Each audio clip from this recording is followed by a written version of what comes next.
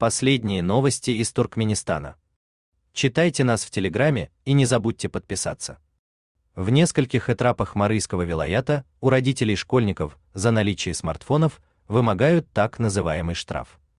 У детей отняли все телефоны, кроме кнопочных, и требуют от родителей за возврат по 50 манатов, около $2,5 по рыночному курсу.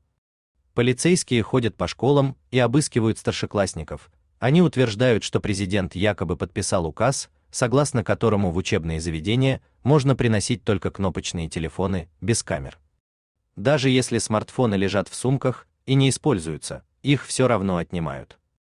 Взамен смартфонов дети приносят домой распечатанные на бумаге статью номер 45 «Права и обязанности родителей в области образования Закона об образовании», а также статью 358 Кодекса об административных правонарушениях невыполнения родителями или лицами их заменяющими обязанностей по воспитанию и обучению детей.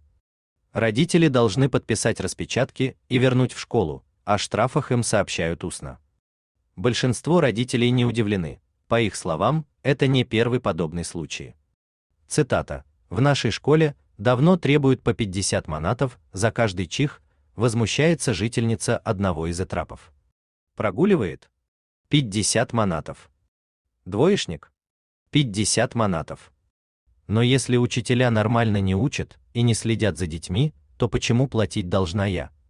Конец цитаты. В случае, когда полицейские видят, что семья школьника обеспеченная, вымогательство заходит еще дальше.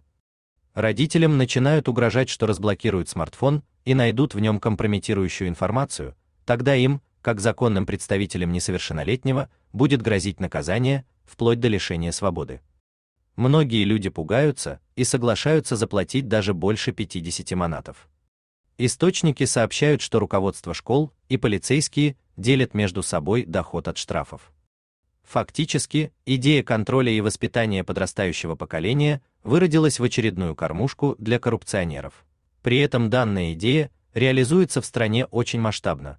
Молодежь стараются всячески контролировать, школьников обыскивают и запрещают буквально все, от смартфонов до макияжа. С родителей берут расписки о том, что они обязуются обеспечивать правильное поведение детей на каникулах. В вузах все это продолжается, со студентов тоже регулярно собирают расписки и проводят собрания, на которых рассказывают о нормах поведения. У вас есть интересная новость, и вы хотели бы ею поделиться? Пишите нам в секретном чате. Мы никогда не раскрываем свои источники и гарантируем вам полную анонимность.